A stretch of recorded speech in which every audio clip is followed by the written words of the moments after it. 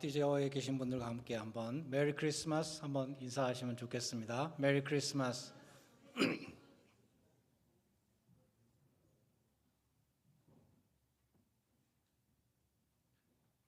제가 우리 교회에서 성탄 설교를 60번 하다 보니까 오늘 본문에 대해서도 임마누엘이라는 제목으로 설교한 적이 있습니다. 오늘은 이 임마누엘의 예언이 나오는 오리지널 소스죠. 이사야서 7장에 나옵니다. 이사야서 7장 14절에 나오는데 그 이사야서 7장에 나오는 역사적인 배경과 관련해서 주님의 이 임마누엘이라는 이름에 담겨진 은혜를 함께 나누고자 합니다. 이사야서 7장 1절에 보면 이 임마누엘이라는 예언은 우시아의 손자여 요담의 아들인 유다의 왕 아하스에게 준 예언입니다. 아하스는 악한 왕이었습니다. 역대하 28장에 보면 아하스는 바알들의 우상을 부어 만들고 또 흰놈의 골짜기에 분향하고 여호와께서 이스라엘 자손 앞에서 쫓아내신 이방 사람들의 가증한 일을 본받아 자기 자녀들을 불사르고 또 산당과 작은 산 위와 모든 푸른 나무 아래에서 제사를 드리며 분향했다. 한마디로 아주 지독한 우상 숭배자였습니다. 그 유다의 아하스 왕 때에 북쪽에 아람이라는 나라가 있었는데 아람의 르신 왕과 또 당시에는 북이스라엘과 남유다가 갈라져 있었는데 이스라엘의 베가 왕이 이 두 왕이 예루살렘을 치려고 서로 이제 연합을 했습니다. 그처럼 아람이 북이스라엘 에브라임과 동맹하였다는 말을 듣고 아하스 왕의 마음과 그 유다 백성들의 마음이 숲이 바람의 흔들림 같이 흔들렸다. 이사야서 7장 2절에 기록되어 있습니다. 숲이 바람에 흔들리는 것처럼 마음이 흔들렸더라. 이 국가적인 위기 앞에서 온 나라가 크게 동요하는 모습을 실감나게 보여줍니다. 그때 하나님은 이사야 선지자를 아하스 왕에게 보내셔 말씀하셨습니다. 그 두 왕은 연기나는 두 부직갱이 구루터기에 불과하니 두려워 말며 낙심하지 말라. 그들이 말하기를 우리가 힘을 합쳐서 유다를 쓰러뜨리고 우리가 마음대로 왕을 세우자 이렇게 말하지만 그 일은 이루어지지 못할 것이다. 그러면서 하나님은 믿음을 굳게 하라 이렇게 말씀하십니다. 너희가 굳게 믿지 아니하면 너희는 굳게 서지 못하리라. 이 말씀은 우리 모두에게 다 똑같이 오늘날 우리에게도 똑같이 적용되는 말씀이죠. 우리가 하나님을 굳게 믿을 때 우리는 위기 앞에서도 흔들리지 않습니다. 그러나 믿음에 굳게 서지 못하면 우리는 흔들리고 동요하게 되는 것입니다. 그러나 아하스 왕은 하나님을 믿고 의지하지 않았습니다. 열왕기하 16장 7절에 보면 그는 강대국 아수르의 구원을 요청합니다. 아하스가 아수르 왕 디글랏 빌레셀에게 사자를 보내 이르되 나는 왕의 신복이요 왕의 아들이라. 이제 아람 왕과 이스라엘 왕이 나를 치니 청하건대 올라와 그 손에서 나를 구원하소서. 그러면서 아하스는 여호와의 성전에 있는 금은과 은 또 자기 궁전에 있는 금과 은 이것을 다 또 모아서 예물로 보냈습니다. 하나님이 이사야 선지자를 통해서 그 두 왕을 두려워하지 말라. 그들의 계획은 이루어지지 않는다. 너는 믿음에 굳게 서라 이렇게 말씀하셨지만 아하스 왕은 두 왕을 두려워하며 강대국 아수르의 힘을 의지하고자 했습니다. 이사야서 7장 10절에 보면 이 오래 참으시는 하나님께서는 그럼에도 불구하고 아하스 왕에게 또다시 이사야를 통해서 말씀하십니다. 나를 믿으라고 말씀합니다. 내가 아수르 왕보다도 못하냐? 너는 나를 믿지 않고 아수르 왕을 믿느냐? 그러면 네가 나를 믿을 수 있도록 징조를 보여주겠다. 영어로 사인을 보여주겠다. 이렇게 말씀하십니다. 어떤 징조든지 깊은 데서든지 높은 데서든지 무슨 징조든지 네가 구하면 내가 보여주겠다. 이렇게 말씀하십니다. 사사기 6장에 보면 기드온이 군사를 이끌고 전쟁터에 나가기 전에 마음이 불안해서 하나님 앞에 징조를 구했습니다. 하나님 저 바깥에 타작마당에 양털 뭉치가 있는데 오늘 밤에 양털 뭉치에만 이슬이 내리고 그 주변의 땅에는 하나도 이슬이 안 내리게 해 주십시오. 다음 날 일어나서 보니까 양털에 진짜 이슬이 내려 있었습니다. 양털을 짜니까 한 그릇 가득히 물이 나왔지만 그 주변은 이슬이 없었습니다. 그러나 기드온은 아직도 미덥지가 못해서 또 요구를 합니다. 하나님, 이번에는 반대로 양털에는 이슬이 하나도 안 내리고 그 주변에만 이슬이 내리게 해 주십시오. 하나님은 기드온이 요구한 두 징조를 다 보여주셨습니다.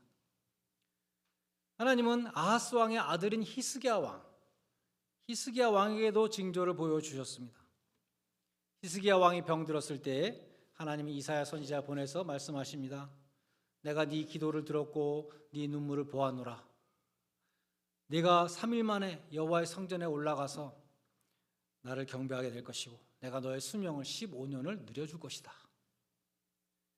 히스기야는 잘 믿겨지지가 않아서 정말 자기가 3일 만에 여호와의 성전에 올라갈 수 있을지 그 징조를 보여달라고 요구합니다.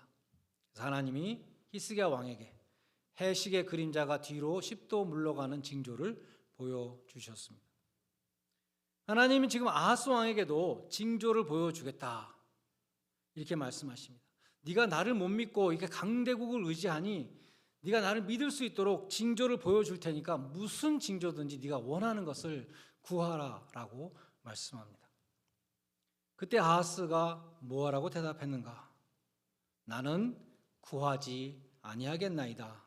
나는 여호와를 시험하지 아니하겠나이다. 일견 매우 경건한 답변으로 들립니다. 아하스는 네 하나님 여호와 하나님을 시험하지 말라는 신명기 6장 16절 말씀을 인용했습니다. 예수님이 마귀에게 시험 받으실 때 인용한 똑같은 말씀이죠. 아하스 왕은 예수님과 똑같은 성경 구절을 인용했습니다.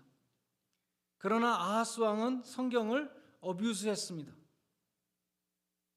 하나님은 아하스 왕에게 나를 시험하라고 지금 말씀하셨죠. 그러니까 아하스 왕은 하나님의 명령에 순종해야 됐습니다. 그런데 그 명령에 순종하지 않으면서 그 불순종을 포장하기 위해서, 합리화하기 위해서 성경을 인용했던 것입니다. 근본적으로 아하스 왕은 하나님을 믿지 못했고 믿을 마음도 없었습니다. 그래서 하나님이 보여주시겠다고 하는데도 그 징조를 거부했습니다. 그럼에도 불구하고 하나님은 아하스 왕에게 징조를 보여주셨습니다. 이사야 선지자가 말합니다. 주께서 친히 징조를 너희에게 주실 것이라. 보라, 처녀가 잉태하여 아들을 낳을 것이요 그의 이름을 임마누엘이라 하리라.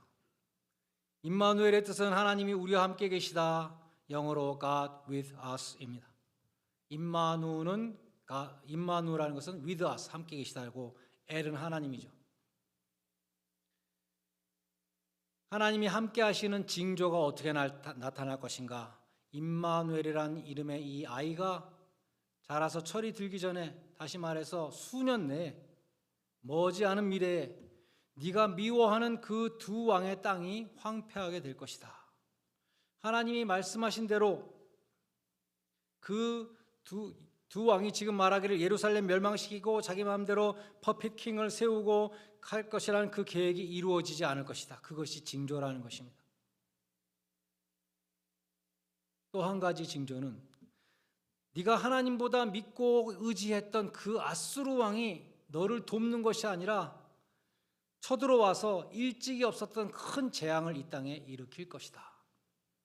하나님이 우리와 함께 하시면 우리는 좋은 일만 일어날 것이라고 생각합니다.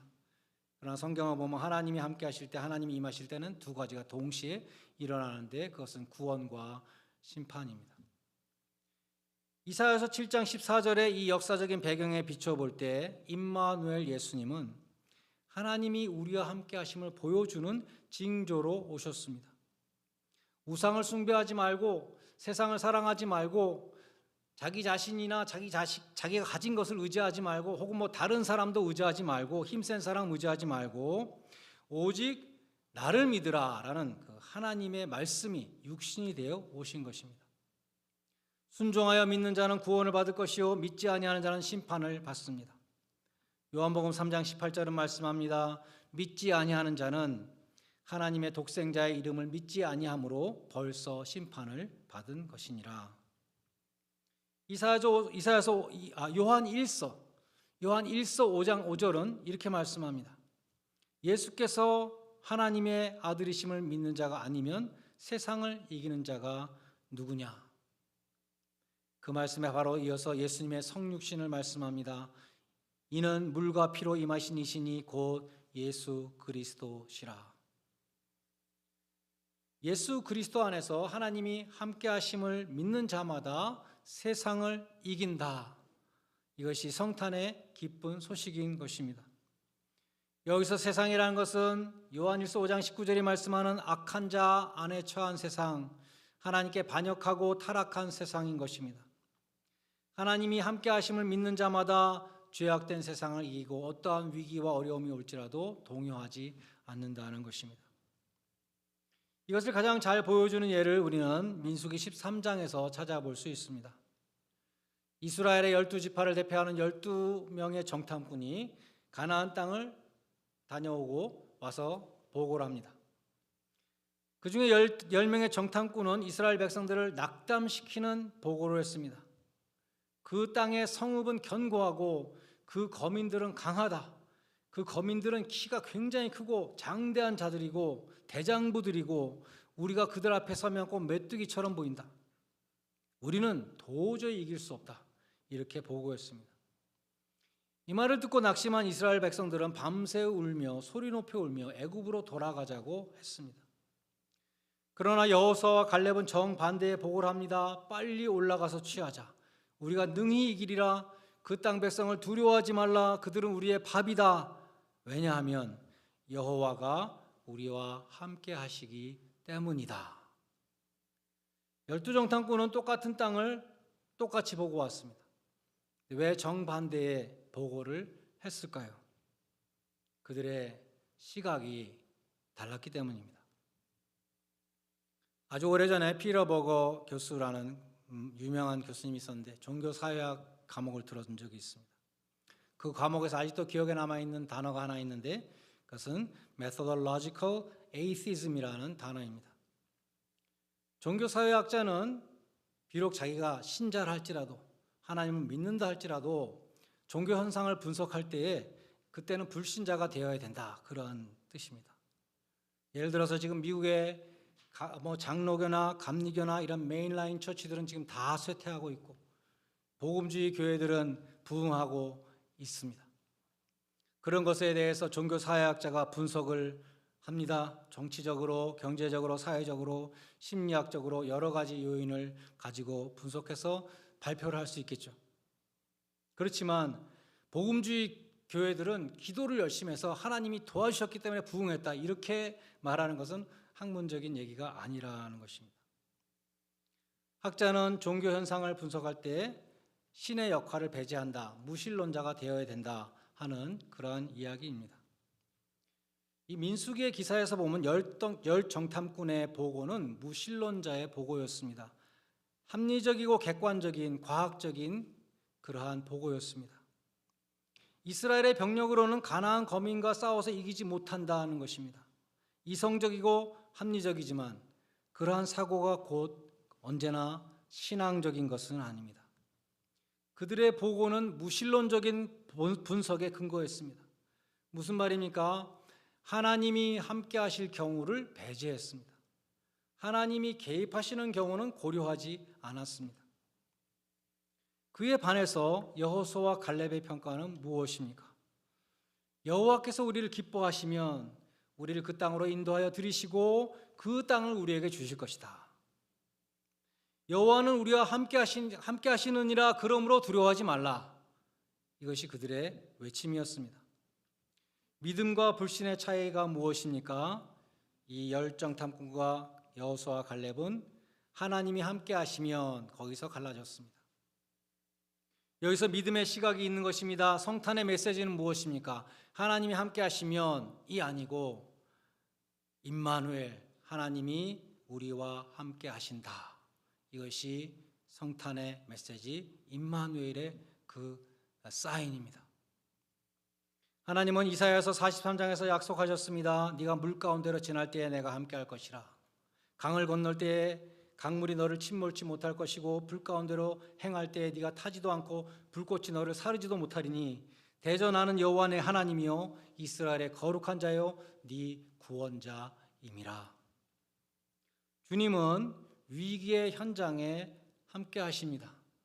우리가 함께 하시는 그 주님을 믿는 사람은 동요하지 않고 낙심하지 않습니다. 주님은 요한복음 14장 18절에서 말씀하셨습니다. 내가 너희를 고아와 같이 버려두지 않고 너희에게 오리라. 마태복음 20장 28장 20절에서도 말씀하셨습니다. 볼지어다 내가 세상 끝날까지 너희와 항상 함께 있으리라. 요한복음 16장 33절에서도 약속하셨습니다. 세상에서는 너희가 환난을 당하나 담대하라. 내가 세상을 이겨노라. 죄악된 세상에서 승리하는 비결이 무엇입니까? 위기 가운데 낙심하지 않고 용기를 가질 수 있는 비결이 무엇입니까? 그것은 믿음, 하나님이 함께 하신다는 믿음. 하나님은 그것을 보여주시기 위해서 징조를 아하스 왕에게 임마누엘의 징조를 보여주셨고 임마누엘로 오신 예수 그리스도를 통해서도 우리에게 믿음으로 초청하고 계시는 것입니다.